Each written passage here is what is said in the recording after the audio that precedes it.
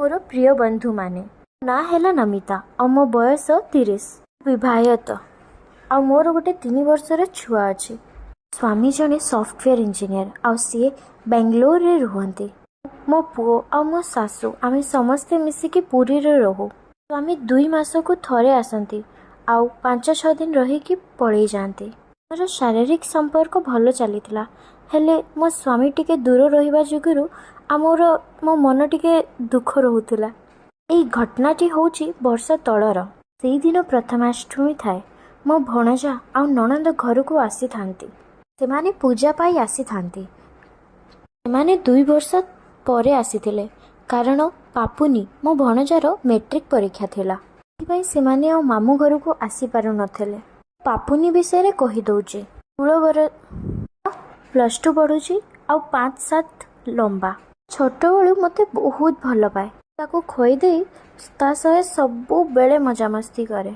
मो घर को आसिले जिद करी मो पाखरे ही खेले आ मो पाखरे ही सुए आ गप सुने।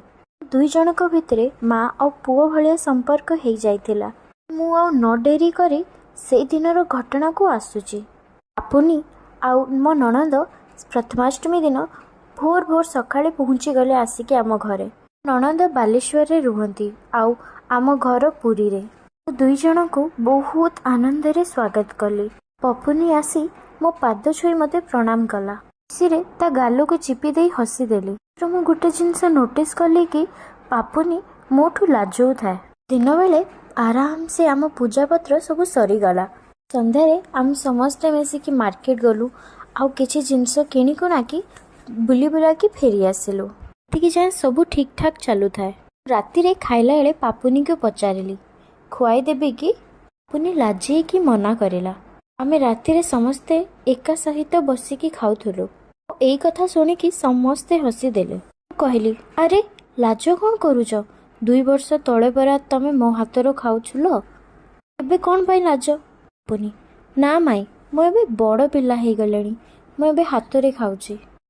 अच्छा एते बड़ हेई गलनी बा। पापुनी हाँ माई।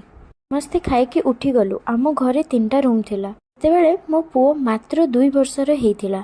सेतिपाई मु ताकु रूम रे क्षीर पिओ थाए। पुओ क्षीर पी पी सुई आसीथिला। सेतिकी बेले किए जणे आसिकी कबाट ठक ठक करिला। धीरे की मो दूध को आनी मो ब्लाउज भितरे पुरई देली। आ मो पुओ को खट उपरे सोई देई कबाट खोलिली। कबाट खोलिकी देखिला बेले को पापुनी ठिया हेइथिला। पचारिली कौन हैला? से घर पंखा काम करिनी हठात बंद हो गला चालू चालू। हाँ से घर पंखाटा बहुत पुराना हो गलानी। गोटे काम कर तकिया नहीं कि एठिके पळि आस। आस मो पाखरे सुई पड़िबो। काली सकाळे आमे से पंखा कथा बुझिबा। पापुनी जागा हबो तो? हाँ हाँ हेई जीवो आसो भारी। से रूम रो तकिया नहीं आसिला और खटरे आसिकी सुई पड़िला। कबाट को खाली आउज देई आसिली। गुटे पट मो पुओ सुई थाए आउ गुटे पट पापुनी। बड़ लाइट बंद करी गोटे छुटिया हलदिया लाइट ऑन करी आसी सुई पड़िली। सेते बेलକୁ प्राय 11:30 हेइथिला। मुहटा मो पुओ आड़को आ मो पिठीटा मो पापुनी आड़को थाए। उपरे पड़ू पड़ू मते निद लागिगला। से समय परे पापुनी ता गुड़ को आनी मो जंघ उपरे नदी देला। मो निद भांगीगला। धीरे की पछ होइकी देखिली कि पापुनी ता मुह को मो पिठी आड़े करिकी सुईची। निदरे बाधे ता गोड़टा मो उपरे पड़ी जाइची। आगुरी भी मो पाखरे सुईले ता गुड़ को मो उपरे नदी की सुए। मते ठीक रो निद हेई नथिला कि पापुनी ता हाथ आनिकी मो पेट उपरे रखिदेला। टिके अखाड़ुआ लागिला हेरे जे मो किछि कहिली नाही।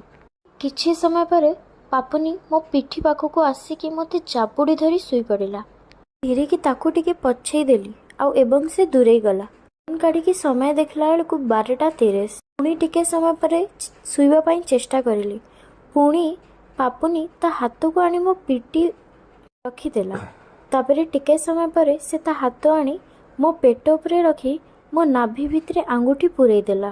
पूरा थरी गली आ संगे संग ता हाथ को मो पेट उपरे हटई देली। घोरिकी पापुनी मुह को देखु थाए किंतु से घोर निदरे सुई थाए। तो पापुनी छुटलू मो पाखरे एमिति सुई आसुची मो मनरे ता पाई किछि संदेह नथिला। किंतु सेई दिन परठू मो पाई तार चिंताधारा बदली गला। पुणी सुई पड़िली किंतु मते निद पड़ू न थाए। କାରଣ ପାପୁନି ଯେତେବେଳେ ମୋ ନାଭିରେ ଆଙ୍ଗୁଠି ପୁରେଇଲା ମୋତେ ଗୋଟେ କରେଣ୍ଟ ଭଳିଆ ଲାଗିଲା। ମୋତେ 3-4 ମାସ ହେବ ମୋର ମୋ ସ୍ୱାମୀ ସହ ଶାରୀରିକ ସମ୍ପର୍କ ନଥିଲା। ତେଣୁ ପାପୁନିରେ ସେଇ ଛୁଆଁ ମୋତେ ଉତ୍ତେଜିତ କରିଦେଇଥିଲା। ଏବେ ଖାଲି ମୋ ସ୍ୱାମୀଙ୍କ କଥା ମନେ ପଡ଼ୁଥାଏ କି ଭାବୁ ଭାବୁ ପୁଣି ପାପୁନି ତା ହାତକୁ ନେଇ ମୋ ଅଣ୍ଟା ଉପରେ ରଖିଥିଲା ଆଉ ମୋ ଆଡ଼କୁ ଘୁଞ୍ଚି ଆସିଲା। ସେଥିରେ ଆଉ ଥରେ ପୁଣି ଗୋଟେ ବିଜୁଳି ଦୌଡ଼ି ଉଠିଲା। ଏବେ ମୁଁ କିଛି ବି କରିଲିନି। କିଛି ସମୟ ପରେ ପୁଣି ପାପୁନି ତା ଗୋଡ଼ ଆଣି ମୋ ଜଙ୍ଘ ଉପରେ ଲଦିଦେଲା ଆଉ ମୋ ପେଟ ଧରି ପୁଣି ମୋତେ କୁଣ୍ଢେଇ ଶୋଇପଡ଼ିଲା। ସେତିକି ବେଳେ ମୋତେ କ'ଣ ଗୋଟେ ଅନୁଭବ ହେଲା କି ମୋ ଗାଣ୍ଡିରେ କ'ଣ ଗୋଟେ ଫୁଡ଼ି ହେଉଛି। ଜାଣିଗଲି କି ସେଟା ଆଉ କିଛି ନୁହେଁ ବରଂ ପାପୁନିର ବାଣ୍ଡ। ଛାତି ଜୋର ଜୋର ଧକ୍ ଧକ୍ ହେବାକୁ ଲାଗିଗଲା। ମୋତେ ଲାଗିଲା କି କିଛି ସମୟ ପରେ ସେ ଆପେ ଠିକ୍ ସେ ଶୋଇପଡ଼ିବ। କିନ୍ତୁ ଏବେ ବି ତା ବାଣ୍ଡଟା ମୋ ଗାଣ୍ଡି ଉପରେ ଖିଞ୍ଚିକି ରହିଥାଏ। କିନ୍ତୁ ମୁଁ କିଛି କହିଲିନି। ଆଉ ଏଇଟା ହିଁ ମୋର ସବୁଠୁ ବଡ଼ ଭୁଲ ହେଇଗଲା। କାରଣ ଆପରେ ପାପୁନିର ସାହସ ଆହୁରି ବଢ଼ିଗଲା ଆଉ ସିଏ ମୋ ନାଭିରେ ଆଉ ଥରେ ତା ଆଙ୍ଗୁଳି ପୂରେଇ ଦେଲା। ପୁଣି ଉତ୍ତେଜନାରେ ପୁରା ଗରମ ହେଇଗଲି। ମନ ଭିତରେ ହଜାରଟା ପ୍ରଶ୍ନ ଚାଲୁଥାଏ। ହେଲେ ଯାହା ବି ହେଲେ ମୁଁ ଭାବୁଥାଏ କି ପାପୁନି ଛୁଆଟା ଏବଂ ସେ ସେକ୍ସ ବିଷୟରେ ଜାଣିବା ତ ଦୂର କଥା, ସେ ଶୁଣିବି ନଥିବ। ଯେମିତି ଏତେ ସମୟ ଚୁପ୍ ରହିଲି, ପାପୁନିର ସାହସ ଆହୁରି ବଢ଼ିଗଲା। ସେ ତା ହାତକୁ ଆଣି ଏବେ ମୋ ଦୁଧ ଉପରେ ରଖି ଚିପିଦେଲା। ଟିକେ ଚମକି ପଡ଼ିଲି। କ'ଣ ପାଇଁ ନା ମୁଁ ଭାବି ହିଁ ନଥିଲି କି ପାପୁନିର ଏତେ ସାହସ ବୋଲି। ମୁଁ କିଛି କହିଲିନି କାରଣ ମୋତେ ପାପୁନିର ଛୁଆର ବହୁତ ମଜା ଲାଗୁଥିଲା। ମୁଁ ଆଉ ଡେରି ନ କରି ତା ହାତକୁ ମୋ ଦୁଧ ଉପରେ ଉଠେଇ ଦେଲି ଆଉ ପଛକୁ ବୁଲି ତାକୁ ଅନେଇଲି। ହେଲେ ସେ ଶୋଇବାର ଆକ୍ଟିଂ କରୁଥାଏ।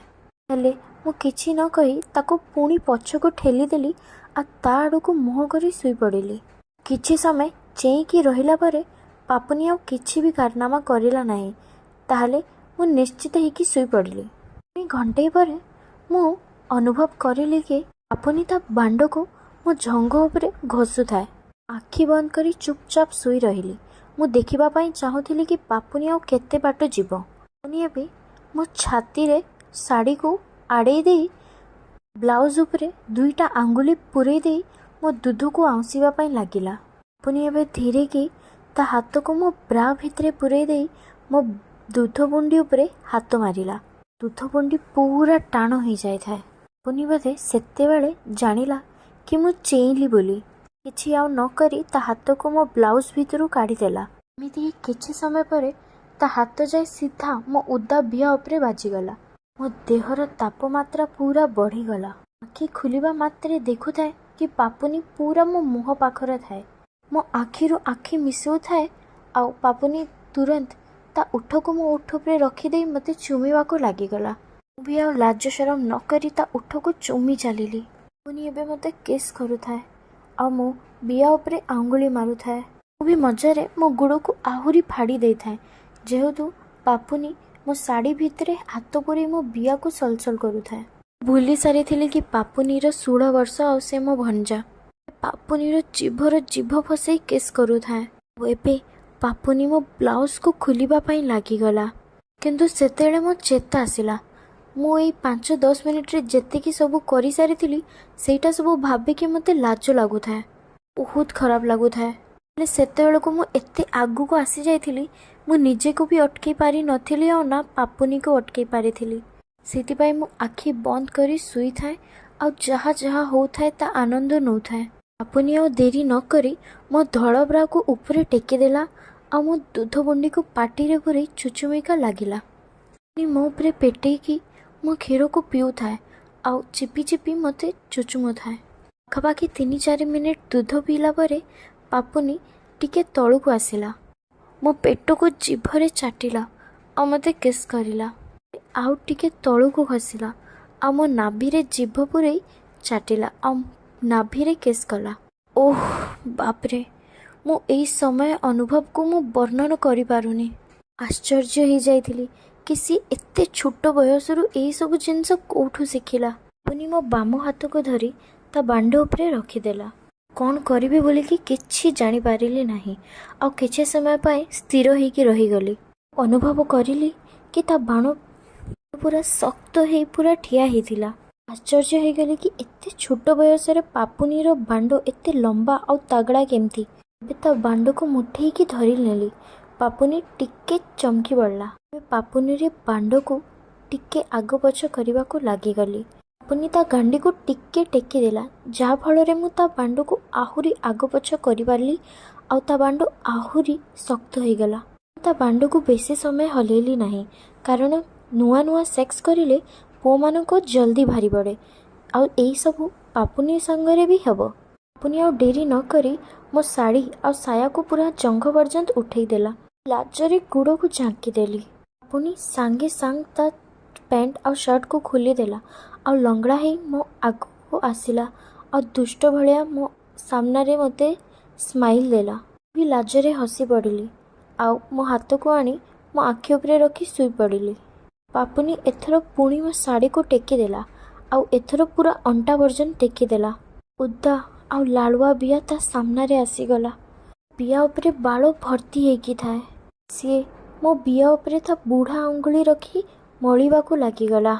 आनंद रे उठो कामुड़ी पकेली। आ पापुनी हाथ उपरे हाथ रखीदेली। आनंद रे आ आ आ हवा को लागु थाए। आ उठो को कामुड़ी देई थाए। पापुनी ता बांडो को मो बिया उपरे घसीबा को लागिगला। मो मन छन छन ही गला।